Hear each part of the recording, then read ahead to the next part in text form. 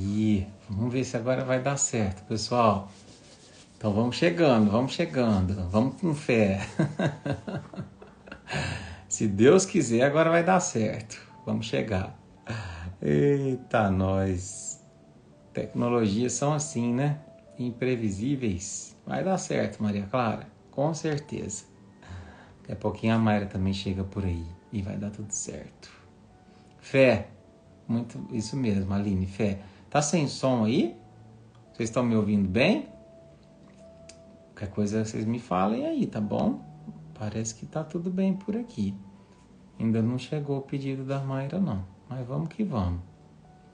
Daqui a pouquinho dá certo. Sem som? A minha participação tá sem som? Fala pra mim, pessoal. Tá com som, tá sem som? Estão me ouvindo?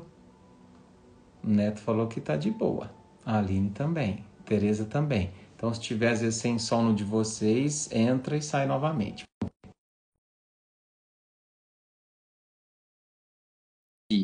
Pedi e obtereis, Mayra. Já diria Jesus. Então, agora vai dar certo. Quer ver? 1, 2, 3 e... Aí, tá vendo? Pedi e obtereis. Ô, irmã, tá me ouvindo aí? Eu tô, e você? Tô também, ué. Você sabe que essa nossa oscilação aqui foi providencial por causa da lição de hoje, você sabia? É, o servo inconstante, não é O não? servo inconstante e a conexão inconstante tem tudo a ver. Pois é, gente. Se até a conexão tem que ser constante, que dizer do servo. Irmã, boa noite. Brincadeiras à parte, uma alegria ter você aqui com a gente novamente, viu? Obrigado aí pela insistência, irmã. Eu que agradeço, Dudu. Eu que agradeço muito. É sempre bom vir ao barquinho. Que bom. E como é que estão as coisas por aí? Tá tudo certo? Tá tudo certo. Naquela correria, né? Casa nova, de vez em quando vaza uma coisa, uma goteira, aparece um trem pra gente arrumar. Estamos aí na correria. É isso aí, coisa boa. Eu ainda não fui conhecer, mas irei, se Deus quiser. Tá me devendo, mas você sabe que a gente vai estar junto 4 de maio, né? Sou eu e Dudu. Ah, já marcou? É. 4 de maio em Franca, vai ser lá no Daim, porque já tinha um outro evento no local que a gente fazia. E eu fui informada que vai ser lá no Daim, eu e você, 4 de maio em Franca. Ah, que legal. Então agora avisando todo mundo, pessoal, em primeira mão, porque eu também não estou sabendo. É em Franca que eu não estou sabendo. Dia 4 de maio, né? Estaremos juntos, né, irmã? No Daim. Sim. Daim, para quem não sabe, que é de fora, é um hotel daqui de Franca, né? Então tem espaço para bastante gente lá. Depois a gente passa mais detalhes, né, Mayra? É, sim, vai ser uma configuração bem como a gente fazia anteriormente, né, Du? Só nós dois, então é bem família mesmo, é bate-papo, é música, é recado, é tudo que a gente sabe fazer, né? É o nosso trabalho de sempre. Com muita simplicidade e com muito amor e com muito Jesus. Que coisa boa, gente. Então sejam todos muito bem-vindos, tá? Depois a gente vai passar mais detalhes desse evento que vai acontecer aqui em Franca, mas fiquem tranquilos que vai ter espaço para todo mundo, se Deus quiser, né, Mayra? Sim, cabem 800 pessoas, se eu não me engano. É isso aí. Bom, então vamos lá. Nós já gastamos um tempinho aqui, né, tentando fazer funcionar aqui. Agora que funcionou, podemos começar, irmã? Sim, vamos lá. Então tá bom. Você pode dar o ar da graça com a sua prece, por gentileza? Então agora vamos sentar confortavelmente aí na sua casa, onde você estiver. Sentem de forma confortável. Vamos fechar os nossos olhos materiais e abrir os nossos olhos espirituais. E nesse momento nós vamos pedir a Deus Pai Todo-Poderoso que dê um abraço apertadinho na nossa alma, na alma de cada um que está assistindo nesse momento e que irá assistir depois. Pedimos, Pai amado, pela tua misericórdia, que abençoe todos aqueles que clamam por ti nessa noite. Que abrace os corações que estão desconfortáveis, os corações apertados pelo luto, pela saudade, pela necessidade. Pedimos à espiritualidade amiga que envie a falange de Bezerra de Menezes, nosso amigo, até os hospitais e as casas, onde estiverem nossos irmãos sofrendo com as mazelas físicas. Pedimos ainda, Senhor nosso, que possa visitar todos os lares de idosos e de crianças, levai o teu amor, tua esperança. Pedimos à espiritualidade amiga que visite todos os presídios do mundo inteiro, levando o dom do arrependimento e também o dom do perdão. Pedimos ainda por todos os irmãos em estado de necessidade nas ruas, que Deus possa enviar anjos a dar o que comer, o que beber, o que vestir. Pedimos, Senhor, por todas as religiões e doutrinas, por todos os templos, centros, terreiros, casas, igrejas, todo lugar que professar a fé em teu nome, que seja muito abençoado. Pedimos por todos os países que estão em guerra, para que eles conheçam a vossa paz. Pedimos por todas as autoridades do mundo inteiro, para que eles tenham discernimento de tomar as decisões. Pedimos a Nossa Senhora, Mãe nossa, Mãe por adoção, Mãe de toda a humanidade. Protegei, Senhor, as nossas crianças, nossas gestantes, nossas mãezinhas, nossas tentantes. Senhora nossa, possa acolher todos aqueles irmãos que, porventura do desespero, tiraram a sua própria vida. Pedimos ainda, Senhora, acolhe todos os filhos que as mãos físicas das mãezinhas e dos paizinhos já não podem mais tocar. Acolhe eles no teu colo maternal. Nós pedimos pelos concurseiros, por aqueles que vão prestar vestibular, para aqueles que estão buscando se profissionalizar. Aproveitando essa demanda, pedimos por todos os desempregados do mundo inteiro, abrir as portas do emprego, Senhor, para que eles possam conseguir sustentar a sua família com dignidade. Pedimos ainda, Senhor, por todos os voluntários do mundo inteiro, todos os irmãos que estão com depressão, com as doenças psicológicas, físicas e mentais. E tudo isso que nós pedimos não é em nosso nome, mas é em nome do teu Filho Jesus Cristo, que é bendito e é eterno. Que assim seja.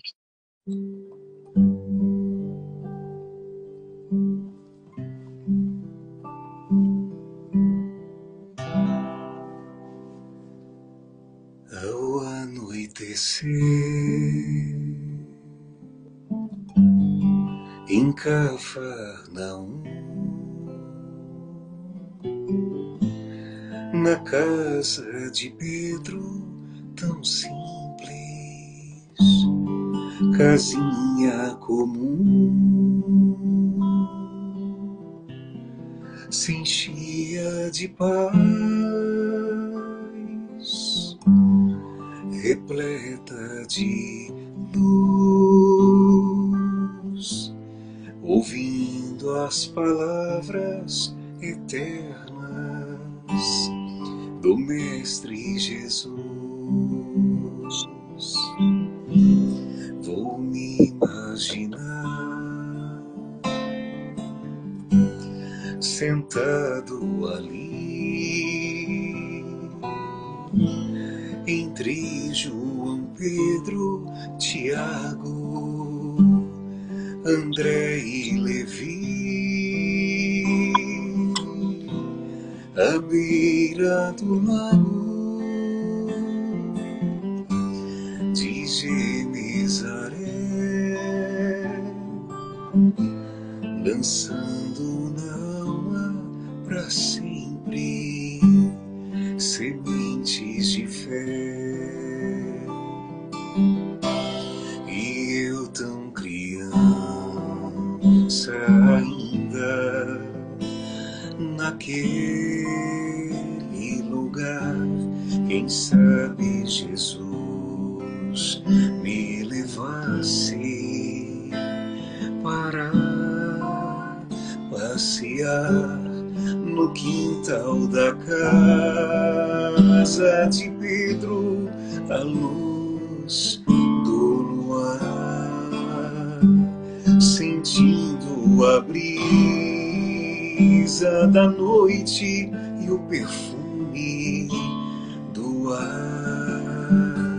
Dissesse pra mim, já é hora de você voltar a a gente se encontra de novo no seu evangelho no lar. A gente se encontra de novo no seu evangelho no lar.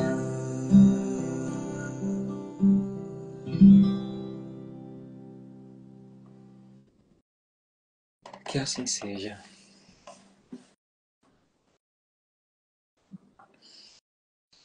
Bom, então vamos lá.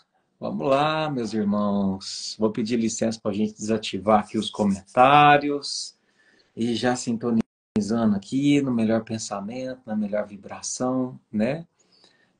Para quem está chegando aqui hoje a primeira vez, receba o nosso carinho, receba o nosso abraço, sinta-se bem-vindo, né? Independente da forma como você chegou aqui hoje, se você chegou sem vontade de ficar, se você veio arrastado, se não está passando um momento bom na sua vida, você está no lugar certo, meu irmão, minha irmã, né? Porque eu sempre digo que são esses momentos onde a gente para a nossa vida, né, Mayra? Para colocar o nosso coração ali à disposição de uma palavra que Jesus vem, né? Muitas vezes através de quem a gente está ouvindo, deixar um recado, deixar uma orientação, deixar uma palavra. Então, não porque eu ou Mayra somos especiais, não é nada disso. É porque a gente se coloca nesse instante como uma ferramenta, como um instrumento, né, da divindade, da espiritualidade. Então, que vocês também possam, nesse instante, se colocar à disposição da espiritualidade e pelo menos uma palavrinha possa vir aí ao encontro do que você precisa, viu? Obrigado mais uma vez, irmã, por estar aqui com a gente, estudando no barquinho. Então vamos desconectar do mundo lá fora, vamos desconectar com o mundo aqui dentro, porque é isso que importa, né? Hoje nós vamos dar continuidade ao estudo desse livrinho aqui, gente, né? Para quem não tem, quer comprar ou seguir aí pela internet, também tem gratuito. Jesus no Lar, né? Livrinho entre aspas, né?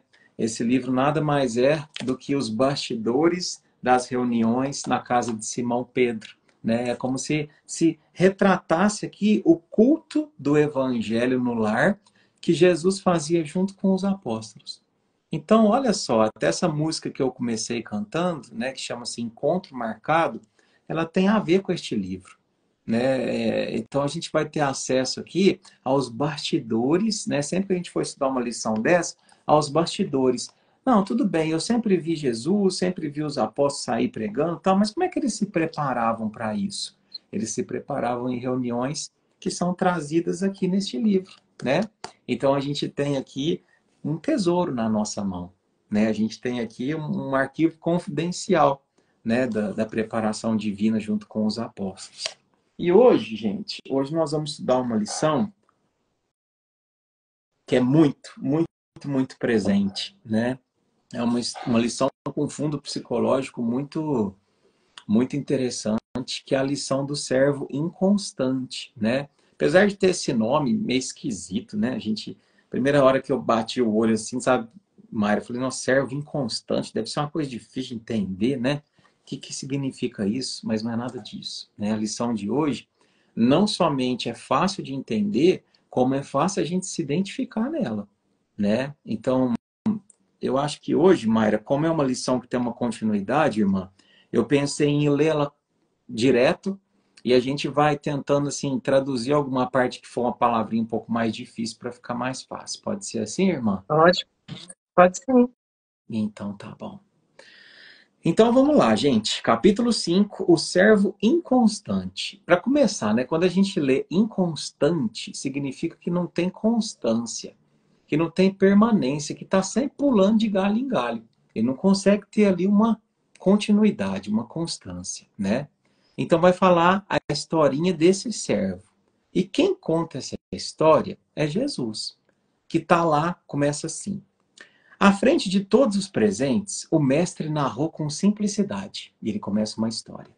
Certo homem encontrou a luz da revelação divina e desejou ardentemente habilitar-se para viver entre os anjos do céu.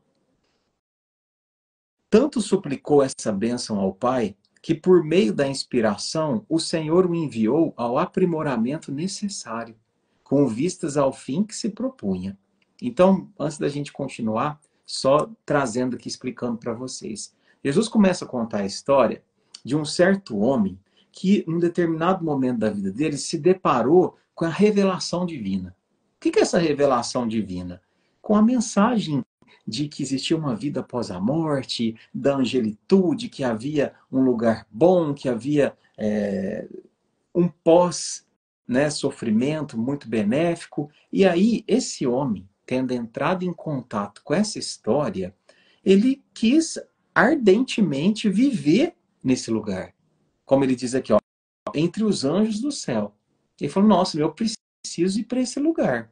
E tanto suplicou essa bênção ao Pai, ele pediu tanto isso, por meio da inspiração, por meio da prece, que Deus ouviu. Deus ouviu o clamor dele. Então é como se ele estivesse contando a história de um homem que desejou muito, muito, muito estar no reino dos céus. E aí Deus ouviu aquilo. E falou assim, bom, então já que você quer estar aqui no reino dos céus, eu enviou o aprimoramento necessário com vistas ao fim que se propõe. Então eu vou te colocar num caminho que, se você passar por ele com êxito, você vai merecer esse reino dos céus que você está pedindo. E aí começa, de fato, os acontecimentos. Pedi e obtereis. Cuidado com o que a gente pede, meus irmãos, que pode se realizar, né? E aí começa assim, ó. O que aconteceu com aquele homem? Por intermédio de vários amigos, orientados pelo poder divino, o candidato, que demonstrava acentuada tendência para a escultura, foi conduzido a colaborar com o antigo mestre, em mármore valioso. No entanto, a breve tempo, demitiu-se, alegando a impossibilidade de submeter-se a um homem ríspido e intratável. Então, o que aconteceu? Depois que ele pediu aquilo para Deus, a primeira coisa que aconteceu, ele recebeu a oportunidade de um emprego. E ele tinha muitas habilidades manuais. E ele consegue um emprego para trabalhar esculturas, né, no mármore valioso. Só que acontece? Ele ficou ali por um tempo muito curto. Porque o patrão dele, ele dizia que era um homem muito ríspido. Era um homem que não tinha como se tratar com ele. Acontece, não acontece, Mayra? Acontece. A gente às vezes conseguir um emprego e a gente não se identificar com o patrão, é um ambiente muito tóxico. Acontece. E aí o que ele fez? Pediu as contas e saiu. Bom, transferiu-se desse modo para uma oficina consagrada à confecção de utilidades de madeira, sob as diretrizes de velho escultor. Mas, em seguida, abandonou também, sem delongas, asseverando que não era possível suportá-lo. Opa! É o segundo serviço consecutivo, dessa vez com um escultor de madeira, que ele ficou pouco tempo porque ele falou que o patrão era insuportável. Mas que falta de sorte, né, Mayra? Bom, acontece, né? Em seguida, empregou-se sob as determinações de conhecido operário especializado na construção de colunas em estilo grego. Não tardou, entretanto, a deixá-lo, declarando não lhe tolerar as exigências. Gente, é o terceiro serviço que ele entra, que era uma aptidão dele, ele era bom com a parte manual, mas, de novo, ele não se identificou ali, falou que o escultor, o patrão dele, era muito exigente e tal.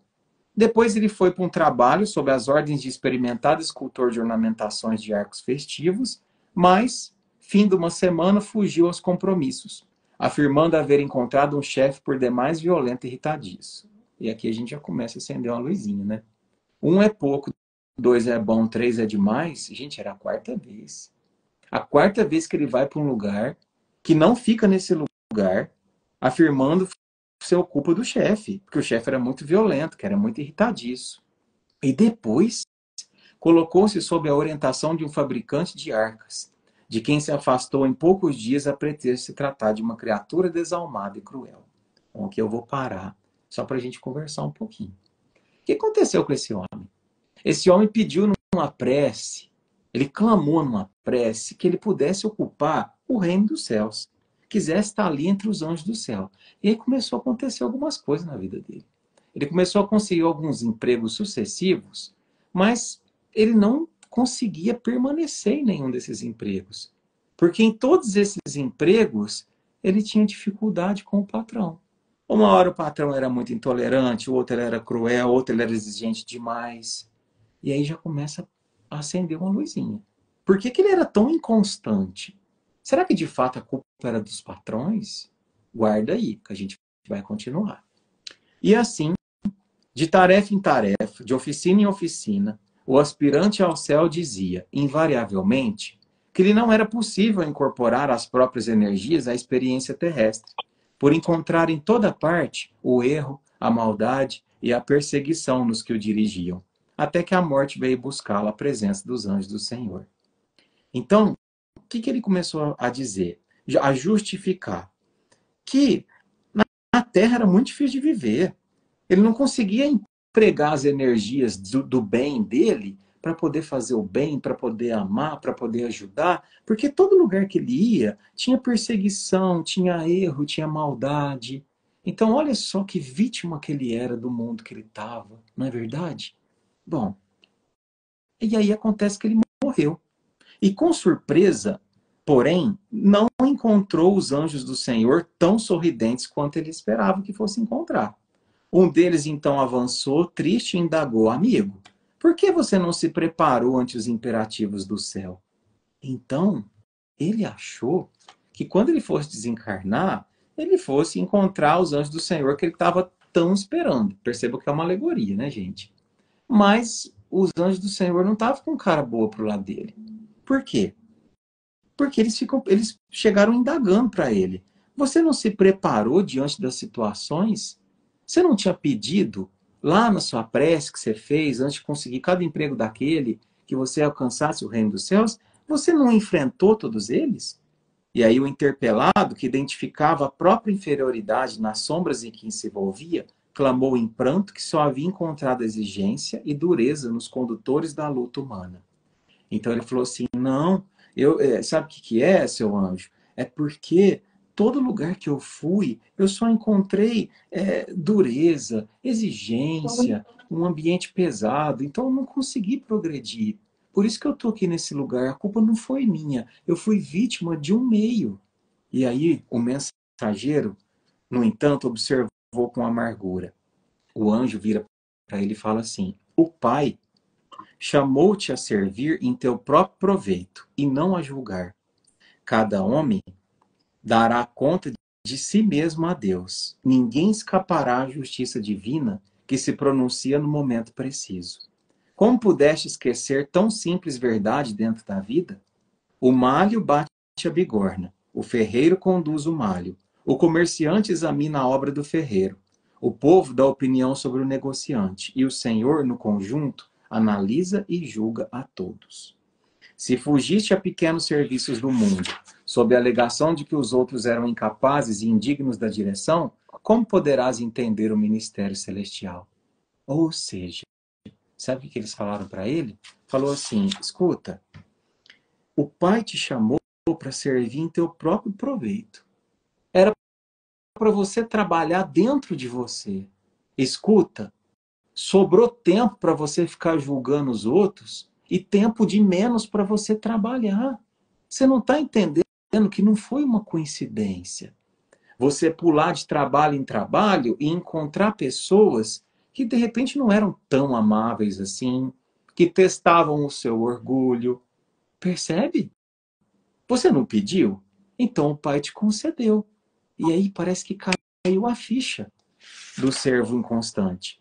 E o trabalhador inconstante passou as consequências de sua queda impensável. Jesus fez uma pausa e concluiu. E aí Jesus vai concluir a moral da história. Quem estiver sob o domínio de pessoas enérgicas e endurecidas na disciplina, excelentes resultados conseguirá recolher se souber e puder aproveitar-lhes a aspereza, inspirando-se na madeira bruta ao contato da plena benfeitura. Abençoada seja a mão que educa e corrige, mas bem-aventurado seja aquele que se deixa aperfeiçoar ao seu toque de renovação e aprimoramento, porque os mestres do mundo sempre reclamam a lição de outros mestres. Mas a obra do bem, quando realizada para todos, permanece eternamente. Irmã, você quer começar? Tá, sim. Olha, Eu estou lendo a lição junto com você na tela aqui do computador, bem grande. Eu acho que era o tipo de lição que a gente tinha que ter impresso no quarto ou mandando pintar isso aí. Porque quando a gente fala de servo inconstante, nós estamos falando de nós mesmos o tempo inteiro, né? O tempo inteiro, muitas vezes, nós temos o entendimento de que os obstáculos que nós enfrentamos aqui nesta encarnação, as coisas que são tidas por nós como forma negativa, as barreiras, são apenas coisas negativas mesmo, coisas ruins. A gente perde uma oportunidade enorme de entrar num processo de burilamento, perde uma oportunidade de entrar num processo evolutivo maior. Quando a gente não reconhece esses obstáculos, né, essas pedras que a gente coloca assim esse nome no caminho, como um instrumento, um grande professor. Você pode estar até se perguntando como barreiras, como pessoas tidas ruins, como pessoas ignorantes, pessoas que são ríspidas, que entram na minha vida, que me machucam, que me magoam, que me fazem de tapete, como é que eu posso ser grata por algo assim e como é que eu posso ver isso com um olhar bom? Bem, o servo inconstante é aquele que desiste no primeiro obstáculo, é aquele que desiste na primeira causa que não lhe agrada.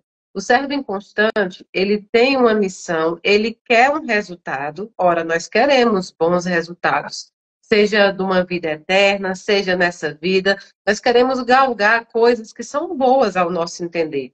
Mas a gente não quer passar pelo processo certo para se alcançar tais coisas. Para se alcançar o paraíso, como esse servo queria, para se alcançar o céu, era necessário que ele se tornasse capaz, se tornasse merecedor de estar em tal lugar. Nós sabemos que o céu, que o paraíso é um estado de consciência, assim como o inferno ou outro qualquer lugar que a gente projete. Mas a gente sabe também que o paraíso está dentro deste planeta. Nós vivemos o paraíso e nós vivemos o inferno, muitas vezes nas nossas vidas materiais. Posso te dizer isso, que a gente vive o paraíso quando nós convivemos com pessoas que nós tanto amamos. Grandes oportunidades de nos amarmos, de convivermos, de lutarmos juntos. Algumas vezes nós perdemos, mas está aí o seu paraíso. Era o seu ente querido que estava aqui no plano terreno e que você teve a oportunidade de conviver. Agora ele parte para o plano espiritual e agora você quer de novo estar no paraíso. Agora você quer eternamente estar vivenciando um paraíso. Para isso, você vai precisar terminar a sua missão com êxito aqui na Terra. Ou seja, eu vou precisar cumprir o meu plano reencarnatório, meu compromisso reencarnatório, para que eu possa ser merecedor de encontrar com esse meu ente e assim vivermos a eternidade que ela é tão esperada por nós. Mas para isso precisarei passar por algumas provas e algumas expiações aqui. E eu não posso desistir no primeiro momento. Mas, Mayra, eu não tolero pessoas ruins, eu não aguento mais a injustiça no mundo, eu não aguento mais as coisas que as pessoas fazem comigo. O que eu posso fazer com essas pessoas? Com essas pessoas, infelizmente, vou ter que te dizer que nada. Você não consegue mudar ninguém. Você não consegue colocar um conhecimento ou uma bondade, ou você não consegue atribuir evolução a alguém que não fez o seu despertar ainda. O despertar espiritual é próprio e particular de cada um. Mas eu tenho uma grande e uma boa notícia para você. Você pode mudar a você. Você mesmo tem a sua chave de mudança. Não é que você vai deixar de se importar com o que os outros façam com você, mas você se importará cada vez menos quando entender que a projeção que os outros criam sobre você não pertence a você, mas os olhos dele. Você vai viver pelos seus olhos, de acordo com o seu andar. Aqui, quando ele fala na palavra assim, quando ele diz bem assim, numa parte cada homem dará conta de si mesmo a Deus. Cada homem dará conta de si mesmo a Deus. Ou seja, você não dará conta do Edu, você não dará conta da Mayra a Deus, você dará conta de você mesmo. Eu só darei conta a Deus de mim, dos meus planos, dos meus projetos, dos meus atos, de quantas vezes. Porque muitas vezes a gente fala sobre desistência dos planos, ou como esse servo inconstante, que desistia de todos os trabalhos, porque para ele, se não tivesse tudo perfeito como ele queria, para ele aquele trabalho já não era bom e ele não conseguiria. Então, muitas vezes nós fazemos isso. Vou dar um exemplo. Quando Deus te escolhe para uma missão, seja ela qual for, a missão da maternidade, a missão da caridade, a missão dentro de uma religião, a missão dentro de uma profissão, não importa a sua missão. Quando Deus te escolhe, o primeiro pensamento que nós temos é: não somos capazes, não temos tanto conhecimento para tanto, as pessoas não acreditarão ou as pessoas não me respeitarão. Com isso, pode parecer uma certa humildade quando nós dizemos: ah, Deus, eu não consigo, eu sou humana, sou pequena e não consigo. E aí a gente trabalha numa parte de humildade, mas a gente tem que começar a pensar que dessa forma, muitas vezes, beira a desobediência. Deus te dá a missão própria que você deve produzir. E, portanto, ao primeiro obstáculo, se você desiste, não é humildade dizer que é um ser humano pequeno e que não consegue. Beira a desobediência. Então, sejamos servos constantes. Não que nós vamos acertar, não que a gente é forte, nada disso. Mas nós somos servos, que iremos sempre tentar o caminho do bem. É isso mesmo, minha irmã. E eu estava pensando, né, Mayra, eu fico impressionado assim com a capacidade de atemporalidade da mensagem de Jesus, né? O que significa essa palavrinha, né? Como que aquilo que Jesus dizia há 2000 anos é tão presente, meus irmãos. Como é que se aplica na nossa vida, né? Bom, também não poderia ser diferente. Ele conhece o projeto, né? Ele sabe do que fomos feitos e quais que são as nossas maiores dificuldades. Mas essa lição, né, trazendo para nós, né, refletindo para a nossa vida e quantas vezes que fomos nós inconstantes, né? É uma lição que nos convida a refletir sobre eu como servo inconstante. Então, se o padrão de comportamento meu é parecido com o desse servo e se repete em tantos lugares e contextos diferentes, por exemplo, no trabalho, é questão de eu entrar no trabalho, eu não me dou bem com ninguém. Ninguém ali serve para mim, né? Na família, eu sou ali a ovelha desgarrada, ninguém me quer por perto, a minha família não serve, eu nasci no lugar errado. No serviço, não, eu também não paro, os patrões são todos exploradores. Na casa espírita ou no templo, não, essa casa eu saí dela porque ela não era boa. Tinha um palestrante lá, fui para outra, encontrei um igualzinho. E por coincidência, depois fui para outra, era igual. Perceba, tudo que eu escolho está sempre errado. O meio nunca me serve. Então, quando isso acontece, meus irmãos, de duas uma. Ou eu penso que eu joguei pedra na cruz, né? E agora eu estou espiando tudo de mal que eu fiz. E por isso tudo de mal acontece comigo. Eu sou muito maldito. Eu sou uma vítima. E é a pior postura que existe. A pior postura que existe. Quando a gente se considera como vítima, a gente tem um movimento inconsciente, meus irmãos, que funciona assim, ó. Se você fala assim: eu sou um coitadinho, nada dá certo para mim, as pessoas me perseguem, o lugar que eu vou, todo mundo judia de mim. Tem um movimento que fala assim, ó: é verdade, você é isso mesmo. Então, já que você é assim, e você mesmo está se autoflagelando por causa do seu coitadismo, você não precisa crescer. É porque você nasceu para ser assim. A gente cria esse movimento inconsciente de permanecer parado. Parado espiritualmente, sem crescer, sem evoluir, sem ter um movimento de resiliência, de enfrentamento, né? Então, de duas uma. Às vezes eu tenho esse comportamento de vítima, ou eu começo a entender que, bom, eu acho que eu não tenho tanto assim de vítima. E aí eu começo a olhar para dentro de mim, e é isso que a lição de hoje vem ensinar para a gente, né, Mayra? Para a gente ter essa humildade de olhar para dentro de nós, muitas vezes, e enxergar um padrão de comportamento adoecido. E aí eu preciso trabalhar, eu preciso lapidar, e entender que as situações adversas ao meu conforto, elas são exatamente como devem ser. Precisa de ser assim, né? Por quê? Porque a gente vai entrar aqui num termo que eu gosto muito, que fala sobre a evolução. A evolução é em espiral. Nós, como espíritos, dentro da doutrina, a gente acredita que a gente não evolui de forma linear. Não é assim, ó. A gente evolui assim, ó. Assim, ó. E essa espiral é bem menorzinha, ela é assim, ó. Tá vendo? Eu tô passando pelo meu queixo aqui, ó. É como se o meu queixo fosse a situação que testa a dificuldade do meu espírito. Então, o que acontece? Eu faço um movimento da vida. E eu sou um espírito muito orgulhoso, muito vaidoso. Aí, de repente, eu me deparo com uma situação, opa, que vai testar o meu orgulho e minha vaidade. Se eu consigo passar com êxito por aquela situação, e o que é passar com êxito? Ter um progresso, ter uma postura melhor do que eu tinha antes, eu cresço na espiral. Agora, em vez do queixo, eu vou bater na boca. Eu vou ter outra situação, que também vai testar o meu orgulho, a minha vaidade, que são as grandes dificuldades do meu espírito. Passei, eu vou para a parte do nariz e vou para a testa, e assim vai eternamente. Essa é a evolução em espiral. Por isso que as situações difíceis, que você fala assim, meu Deus, mas parece que isso aconteceu na minha vida, justo comigo, que odeio isso está sempre acontecendo. Já não aconteceu com alguns de vocês?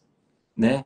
Mas essa é a minha maior dificuldade, é a coisa que eu tenho mais vergonha, a coisa que eu tenho mais repulsa, insiste em acontecer. Pois é, meu amigo. Pois é, meu irmão, minha irmã. Isso se chama testes de evolução em espiral. Então, eu vou trazer um exemplo aqui para vocês entenderem bem. Bom, vamos pegar um personagem muito famoso, Zaqueu, né? Mayra, qual que era a grande dificuldade de Zaqueu? Lá 2000 anos atrás, antes de encontrar Jesus. Zaqueu tinha dificuldade? Pode falar. É que eu não tô mais. Deixa eu te falar, gente. Eu tô um pouco estranha porque o Eduardo saiu da tela para mim, mas eu vou continuar a live sem vê-lo, tá? Então eu volto aqui, irmã. Fique em paz. Não, mas pode deixar que eu faço sem vê-lo. Olha, já que eu tinha dificuldade em tocar em Jesus porque era pequenininho, né? Era Isso. baixinho. Mas a dificuldade por dentro dele, do espírito dele, era com relação ao apego material. Concorda Sim, comigo? sim. Ele era muito apegado. Então nós Muito. estamos falando aqui do espírito. O espírito de Zaqueu era extremamente apegado materialmente. Então, assim, ele era ganancioso, ele era ostentador, ele era isso, ele era aquilo. Bom, há 2000 anos atrás ele teve o primeiro teste. Quando ele desce do sicômoro e encontra com Jesus, ele ali naquele momento em que ele se vê frente a frente com o Cristo, ele passa pelo queixo. Naquela alegoria que a gente usou. E ele vira para Jesus e fala assim: Senhor, ainda hoje eu vou doar metade dos meus bens aos pobres. E outra coisa, aqueles que eu prejudiquei, eu vou dar 4 vezes mais em relação ao valor que eu os prejudiquei. Opa, opa. Enfrentou a dificuldade do espírito dele. Venceu. Olha aqui, essa parte aqui que testava o desapego, ele evoluiu. Então, espiral para cima. Ele não vai precisar passar mais por essa. Mas a evolução é espiral. Agora ele vai passar pela boca. Mas eu vou pegar uma encarnação de Zaqueu que já está lá na testa. Ele já evoluiu tudo isso aqui, ó. Mas o espírito dele ainda precisa trabalhar o desapego. E aí a gente vai para uma reencarnação 1831 anos depois, que ele vai reencarnar como Dr. Bezerra de Menezes, né? É o mesmo espírito de Zaqueu, segundo o livro 13º Apóstolo de Jorge Damas, né?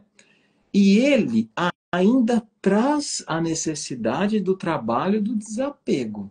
Como assim, Eduardo? Dr. Bezerra de Menezes? Pois é, pois é. Dr. Bezerra de Menezes ainda tinha que trabalhar o desapego, mas num grau muito maior do que aquele que Zaqueu precisava trabalhar. E eu provo para vocês.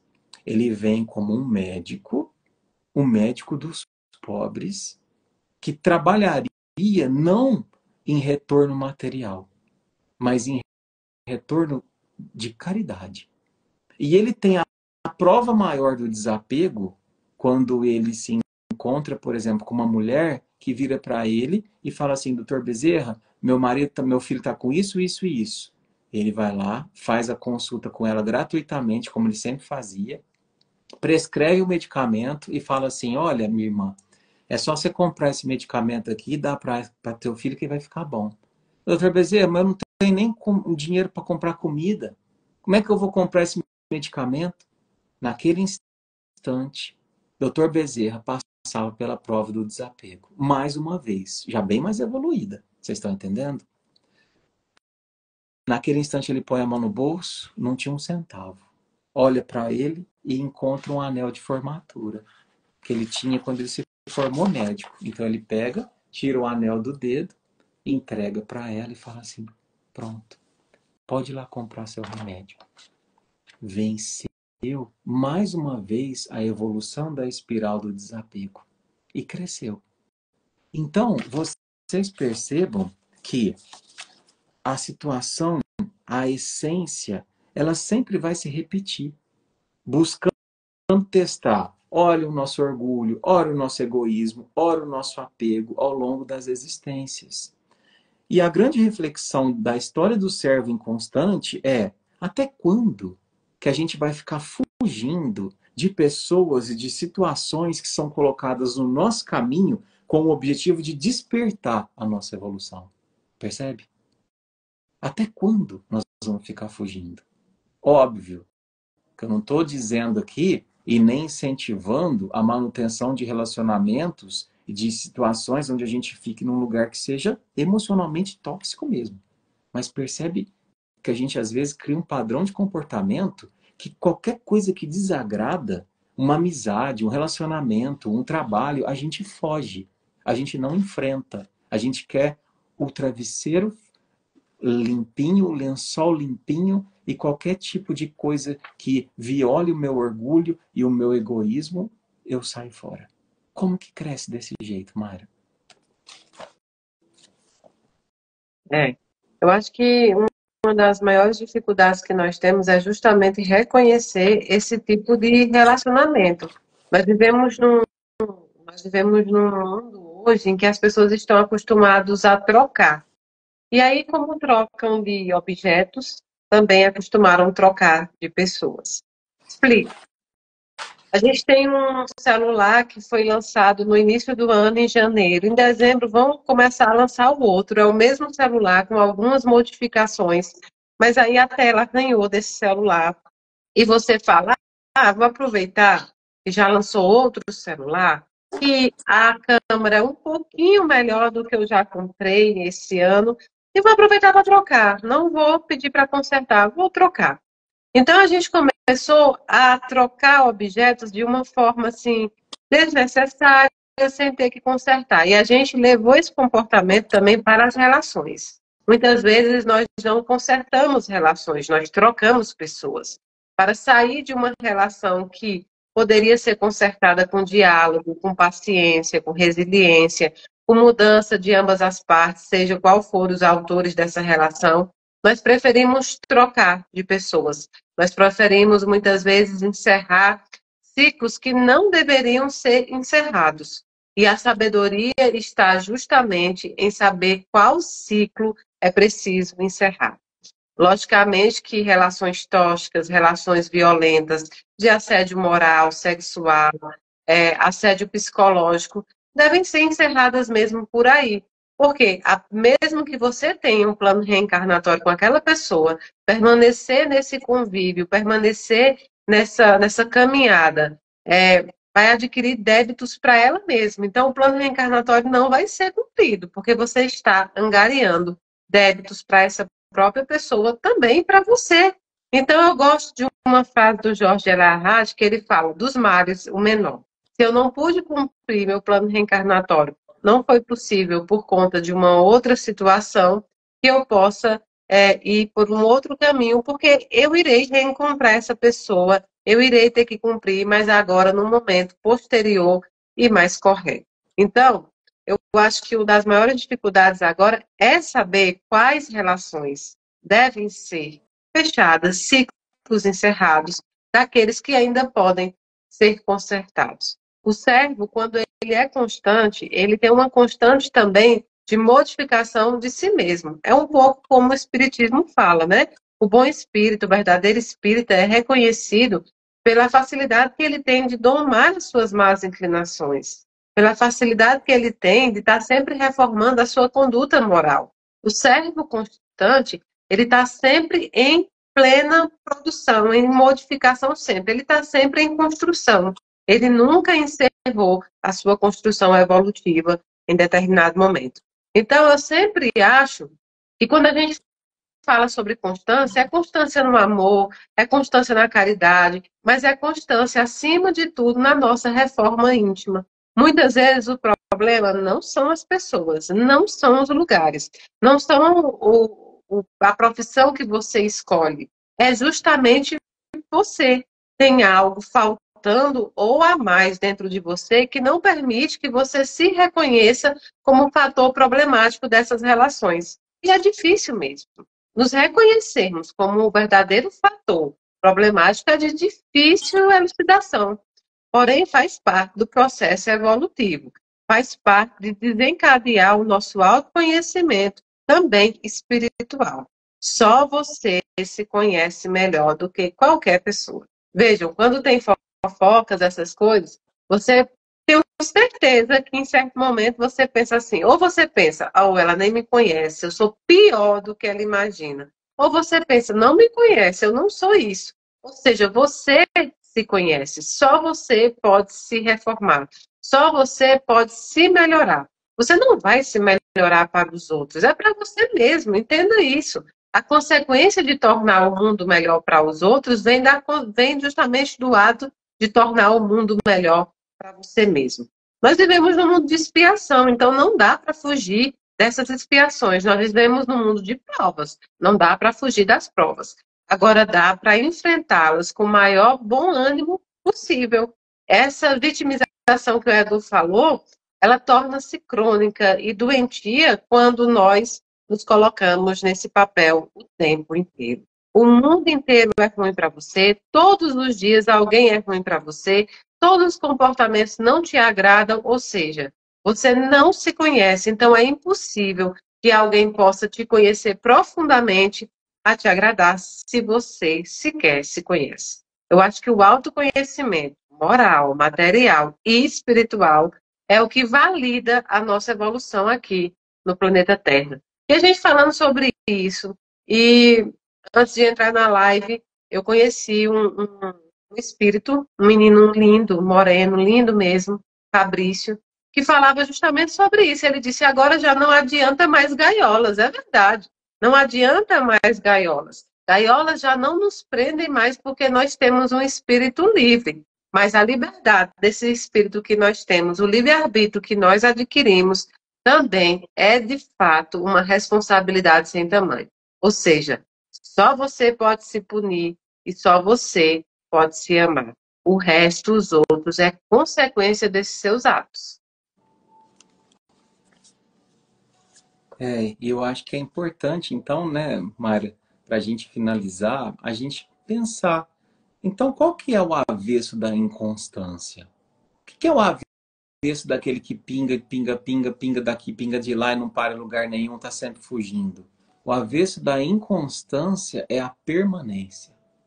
E a gente só consegue permanecer nos contextos e nas relações onde a gente se encontra se a gente desenvolve a resiliência, né? E quando a gente fala de resiliência, irmã, não tem como eu não lembrar de um cara muito especial que se chama Viktor Frankl, né? Eu sou muito fã de Viktor Frankl, né? Para quem não conhece a história dele, ele é um psiquiatra, né? Que para mim foi um dos grandes exemplos de resiliência da humanidade, né? Ah, Eduardo, mas ele nem está no Evangelho, ele nem foi citado na Bíblia, não tal. Mas quem que é esse cara? O que ele passou assim de tão especial? Por que ele é exemplo de resiliência? Bom, gente, esse cara simplesmente, né, era um judeu que enfrentou na pele a experiência de ser colocado em 5 campos de concentração diferentes, né? E, inclusive, assim que ele chegou num deles, ele foi separado da esposa, que estava grávida, e a esposa foi morta, junto com outros familiares. Então, durante muitos anos, ele vai migrando de campo de concentração em campo de concentração, e lá dentro, não sabendo se ele ia sobreviver ou não, ele que era uma alma extremamente espiritualizada, ele começa a escrever um livro. Na verdade, ele começa a escrever algumas, alguns trechos, algumas reflexões. E esses livros se tornou para mim um dos compêndios de resiliência da humanidade, chamado Em Busca de Sentido, né? E nesse livro, tendo vivido talvez uma das experiências mais dolorosas, né? Porque imagina você estar ali vivendo com a inconstância se você vai ser morto no próximo segundo, sabendo que a sua família morreu, que as pessoas que você amava morreu. Ele escreve um monte de reflexões assim, ó, para a gente lembrar para a vida toda. E uma delas que ele escreve diz assim, uma coisa que Mayra citou: quando a gente não pode mudar uma situação, somos desafiados a mudar nós mesmos. Então, claro que naquela proporção ele estava falando como de concentração. O que ele ia fazer ali? Muitos, ele diz no livro, desistiam da vida. Simplesmente faziam greve de fome e morria de inanição, né? Mas quem encontrava um motivo para continuar vivo, seguia em frente. Nem era a coisa mais importante você ser forte, você ser um lavrador, você ser um atleta. Não, porque ali tinha de tudo. Tinha de tudo. A coisa mais importante era você ter um motivo para querer continuar existindo. E você não se julgar vítima daquilo. Você gastar sua energia em sobreviver. Então, ele tinha uma motivação muito grande para continuar vivendo, para enfrentar aquela situação. E aí, à medida que ele está lá, ele vai escrevendo. Ele vai escrevendo e ele escreve para assim, eu nem sei se isso um dia vai ser publicado, não sei se isso um dia vai sair, né? Mas vou escrever aqui sobre um dos momentos mais tristes da humanidade. Quem sabe um dia isso funcione para alguém, né? E aí ele escreve também uma frase que diz assim: tudo pode ser tomado do homem, porque lá eles tomavam tudo do homem. Lá as pessoas tinham seus documentos todos incinerados, raspava a cabeça, elas recebiam um uniforme com um número, eles se tornavam um número. Mas ele diz assim: tudo pode ser tomado de um homem, exceto uma coisa. Que coisa? A escolha da atitude pessoal diante das circunstâncias para decidir seu próprio caminho. Meus irmãos, ninguém pode roubar a nossa possibilidade de escolher o nosso próximo passo. Ninguém. Eu sei que tem muita gente aqui, Mayra, enfrentando assim, ó, um verdadeiro campo de concentração na sua vida. Uma situação difícil de abuso emocional, a perda de um ente querido, mas não querendo ser insensível a nenhum tipo de dor. Mas o próximo passo, meu irmão, minha irmã, é seu. É seu. Então, sim, você pode continuar chorando, mas a opção por continuar chorando trancado no quarto, se fazendo de vítima do universo, ou a opção de continuar chorando, mas pedindo ajuda e tendo um movimento para se abrir para o mundo e falar assim: Mei, eu preciso de ajuda. Eu preciso de ajuda para sair disso. O fato de vocês estarem aqui já é essa sinalização de que vocês estão buscando uma ajuda. Esses que estão nessa situação que eu citei, né? Então, isso ninguém rouba de você. Esse próximo passo. E aí você dá um passo e Jesus dá o outro por você. Você dá um passo e Maria dá o outro por você. Você dá um passo, seu anjo da guarda dá o outro por você. Mas o movimento inicial tem que partir de nós. Hoje eu estava pensando, né, Mayra? Nós, como espíritos imortais, quantas vezes ao longo da nossa existência, desde quando a gente foi criado, que a gente já passou pela experiência de perder um ente querido? Quantas vezes nessas idas e voltas? Então não é que eu estou dizendo que a gente tem que se acostumar com isso. Não, não estou dizendo isso. Pelo amor de Deus, eu também perdi entes queridos. E dói demais, né? Mas eu estou dizendo que é chegada uma hora que o nosso espírito precisa ressignificar isso. Precisa entender de uma vez por todas que se eu creio do fundo do meu coração na existência de um Deus que ama, jamais esse ser permitiria o afastamento daqueles que são mais importantes para mim. E aí, por ter esse pensamento lógico, eu permito sair de uma atmosfera, de um campo de concentração, de dor, de incineração da esperança, de câmara de gás de desalento, e eu tenho um próximo passo. Então esse é o convite da nossa lição de hoje. Mais uma vez, estou dizendo, Mayra também está dizendo, jamais estamos incentivando a permanecer num trabalho tóxico, num relacionamento abusivo, numa amizade possessiva, mas se o padrão de comportamento se repete e eu sempre me vejo fugindo de situações assim, é preciso averiguar, será que o problema está mesmo fora? Ou será que está dentro de mim? E se está dentro de mim, eu preciso que alguém me dê a mão para eu poder olhar. Porque eu não estou percebendo sozinho. Isso é amor. Isso é caridade. Inclusive pelas pessoas que convivem com a gente. Às vezes a pessoa fala assim, mas essa pessoa é muito geniosa. Essa pessoa é muito sistemática. E na verdade é um orgulho, é uma vaidade, é um apego que está travestido daquilo. E quando que a gente vai olhar? Nós estamos aqui para isso, meus irmãos. É essa reforma que vai nos aproximar de uma felicidade. Porque se melhora a qualidade dos vínculos, eu sou mais feliz. E é isso que Jesus quer a cada lição. Eu só estou dizendo isso para vocês, ele podia encerrar cada lição assim, porque eu os quero felizes. Eu os quero sofrendo cada vez menos pelas mazelas que ainda habitam dentro de vocês. A vaidade, o egoísmo e tantas outras. E eu acho que é isso, minha irmã. A minha fala seria essa. É bem por aí, Edu. É bem como a gente pode transformar algo que a gente considera negativo em algo positivo.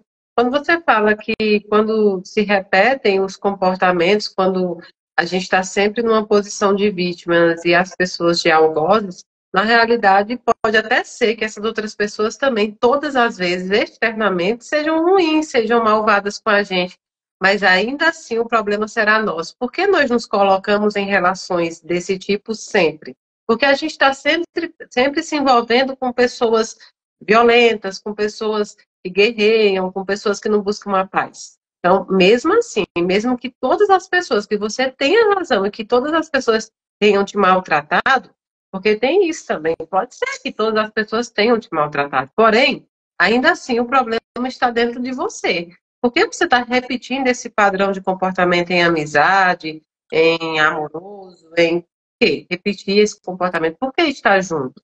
Espiritualmente falando, a gente só pode se agregar a quem a gente tem afinidade. Os espíritos afins se agregam. Então, busque afinizar o seu espírito, busque afinizar a sua presença em lugares que sejam bons para você, em lugares que te agreguem, com pessoas que façam com que você evolui. Não pessoas perfeitas. Perfeição só Jesus Cristo. Mas se reconhecer também imperfeito na busca de um caminho evolutivo. Seja você a pessoa que todo mundo vai querer ter por perto. O comportamento dos outros vai sempre pertencer aos outros. A você pertence o seu comportamento. A partir de hoje, você pode ver todas as provas como algo dolorido, porque elas geralmente são doloridas. Um luto é muito dolorido. Mas quando você começa a olhar para o luto como uma oportunidade que você teve de conviver com uma pessoa tão amada como foi seu ente querido, você vai perceber que o luto não é de fato uma prova. O luto é uma experiência de afastamento que você tem, que te causa dor, até você aprender que ele pode ser transformado em saudade. Até lá, você reconhece a sua dor, mas você não usa ela para ficar eternamente sofrendo. Você vai usar ela para reconhecer a grande oportunidade que você teve, que Deus te deu, de amar e ser amado, e que logo, logo, é um até logo. Eu me despedi do meu pai tem menos de 8 dias, né? E quando eu beijei ele lá na pedra, lá onde estava o corpo dele, eu disse para ele, isso aqui não é um adeus, é um até logo. Então eu sinto a tristeza, eu sinto a saudade, Mas eu não sinto a dor porque eu sei que daqui a pouco eu estarei junto com os meus também. Essa vida é muito breve, mas a gente precisa exercer ela com amor, com caridade, com fé. Mas acima de tudo, você pode e deve ser feliz. A felicidade é um caminho que nos foi dado por Deus também. Então é isso, Du. É isso, minha irmã. Que Deus abençoe, que te console, que te ampare frente a essa, entre aspas, perda, viu? Eu particularmente não sabia, né? Como irmão de jornada aí, a gente nem Foi, foi sempre bem, consegue. foi bem rápido assim, Eduardo. Quando eu inaugurei, 2 dias antes de inaugurar a casa, eu tive que ir para a minha cidade e era para se despedir dele, o médico tinha chamado e a gente foi, mas ele teve uma melhora muito grande. Então, eu voltei para Brasília, inaugurei a casa e ele estava melhorando, melhorando, tinha sido até tirado da sedação, mas Daniel já tinha me dito que a missão ali estava se encerrando e eu retornei à minha cidade, pude me despedir dele e ele desencarnou.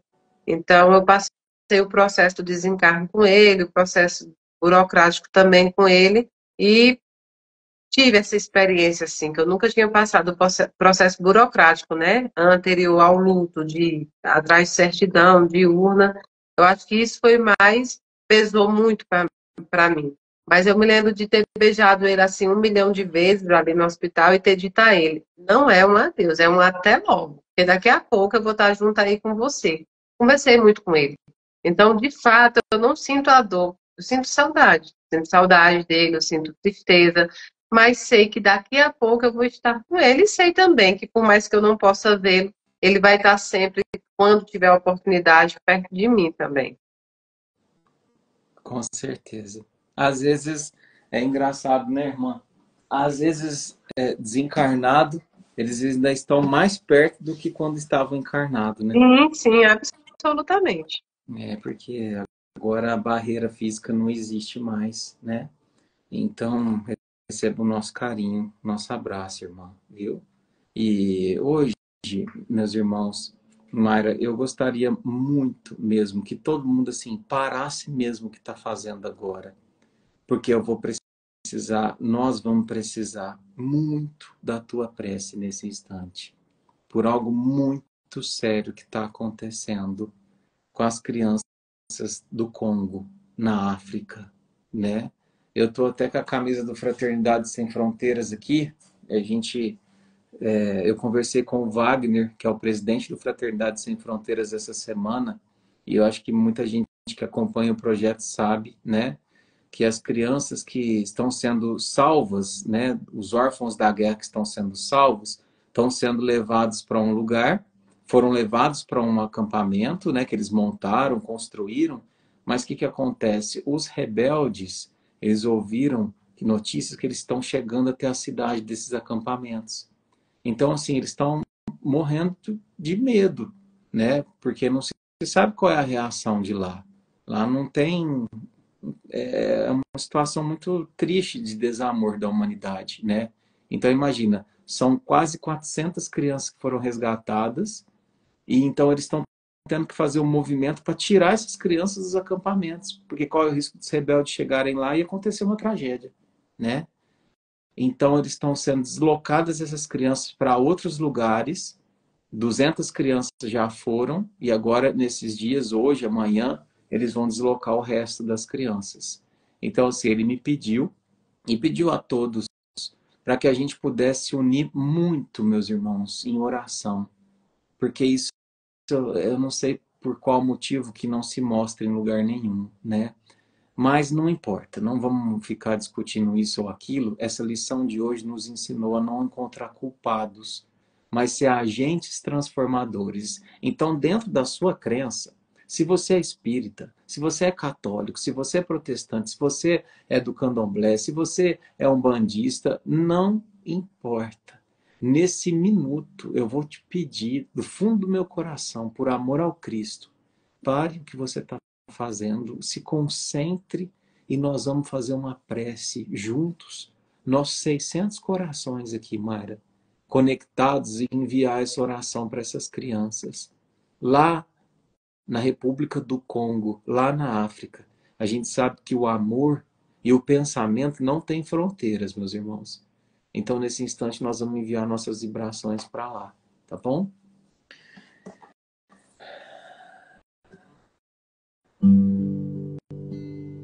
Então, nesse instante, eu te convido a fechar os olhos. Depois dessa noite que a gente teve de navegação, de aprendizado, meus irmãos, tão necessário a gente refletir sobre a importância da gente enfrentar as vicissitudes da vida, sem se fazer de vítima, como protagonistas da nossa vida. A gente também vai assumir a postura agora de agente transformador deste mundo.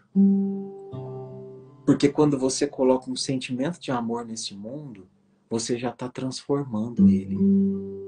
Então, nesse instante, meu irmão, minha irmã, em cada cantinho do Brasil e até fora dele, essa tua prece, eu vou pedir para que você mentalize o continente africano, uma criança africana,